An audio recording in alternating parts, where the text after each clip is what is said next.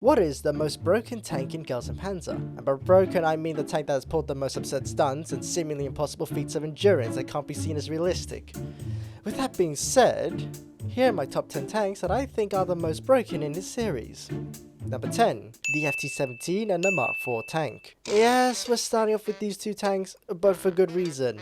They're both from World War I, which you might think that's a bit strange, but they are allowed since the rules state that they needed to be before the 15th of August 1945. Okay, so World War I tanks are allowed, but why these tanks are still on the list? Well, if you can see from here, they are able to keep up with their teams who use World War II tanks. That's a load of bullshit! Historically speaking, the FT-17's top speed is 7 kilometers an hour, while the Mark IV goes around 6. That is some utter bullshit if I ever seen one. It makes the Indiana Jones film look more realistic than this. But this is only just the beginning. Number 9. The M26 Pershing. One word. Drift. What do you mean, drift?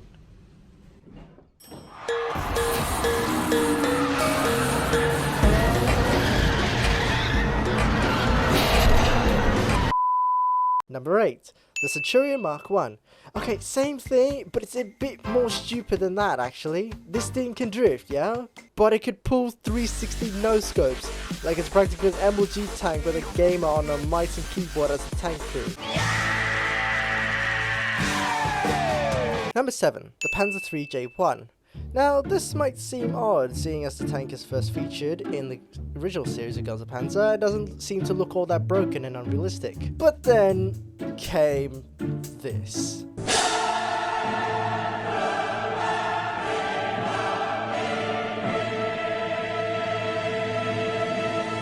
Number 6. The Hargo. Oh, look at the little Hargo with its small gun, its small turret. It even has little small crew members, especially Yufkada.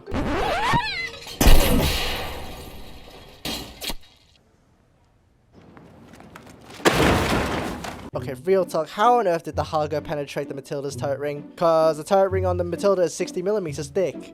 And obviously, that small gun ain't gonna be able to penetrate a Matilda, considering the fact that it only can penetrate up to 34mm. If I go by War Thunder logic, which should be at least realistic enough.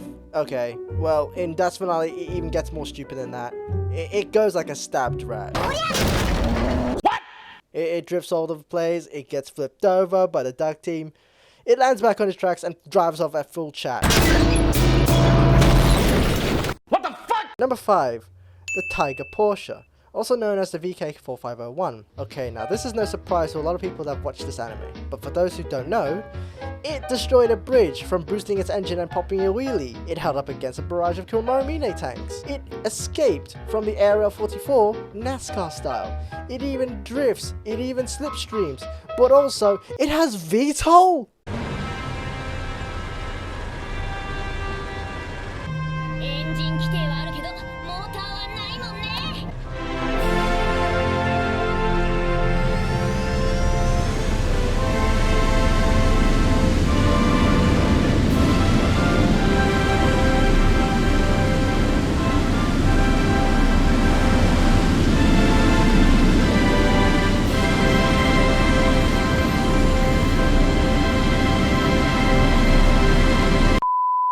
Number 4. The CV-33. Okay, this thing is nuts. From the get-go, these things are like go-karts, skating all over the place, drifting about, getting knocked over, but somehow keeps on driving? Well, until you realize you're supposed to hit them in the engine.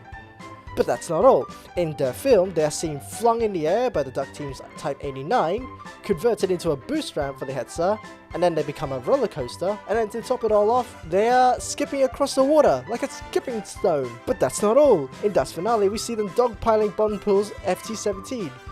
And then get this, they carried a Crusader and dumped it in the water. No! Number 3. Okay, this is going to be a tie between the BT-42 and the Crusader Mark III. But I'll tell you what, these two tanks, you can think of them as Christie sisters, you know, because the Christie suspension, but there's more to that. They both can drift. They have both seen done a ridiculous airtime. They've both survived from brutal attacks, and brutal damage. For instance, the BT-42 survives on half its road wheels like a unicycle, and even though it got knocked out in the Pro Set, it was able to knock out the Pershing as well. Meanwhile, the Crusader, it spins and crashes into Clara's T-3045. Its external fuel tanks exploded. It managed to collapse a shop on top of them, but the Crusader somehow drives away from that, only to do another jump, but then fails because it got shot down by Momo's World of Tanks RNG aiming.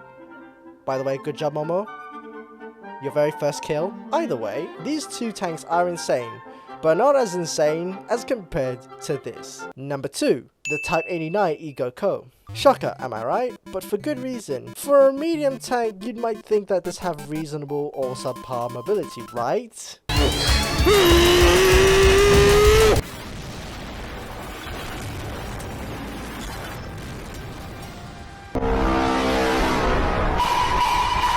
And supposedly the Type 89 has paper thin armor, right?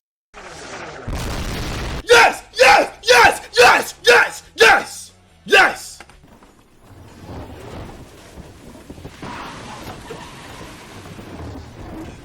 No! No! No! Fuck! Shit!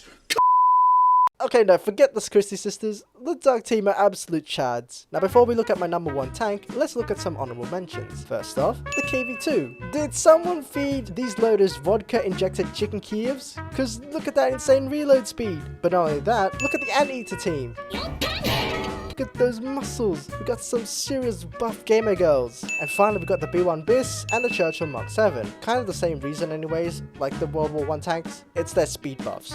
Like, come on, why is a Churchill able to speed alongside a Panzer IV-H at full speed? That does not make sense. And finally, we come to the number 1 tank. And it's no surprise, it's the Anglerfish team's Panzer IV. No other tank has gotten close to the level of absurdity that the Panzer IV and its crew possesses. It's as if Miho and her friends have crew skills and perks applied from World of Tank. Like, how the fuck did Hannah get this double kill?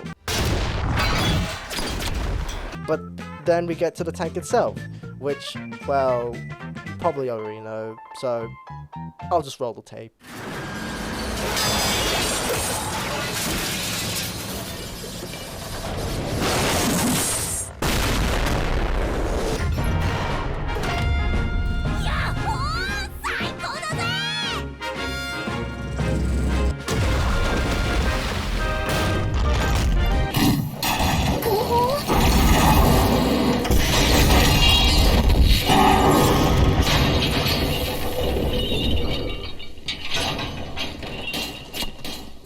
So there you have it. Those are my top 10 broken tanks in Girls and Panzer. I hope you enjoyed. If there's a tank that you think that is more broken than this from Girls and Panzer and that I've not mentioned, write it down in the comments below. And don't forget to like and subscribe, and I'll see you all in the next video.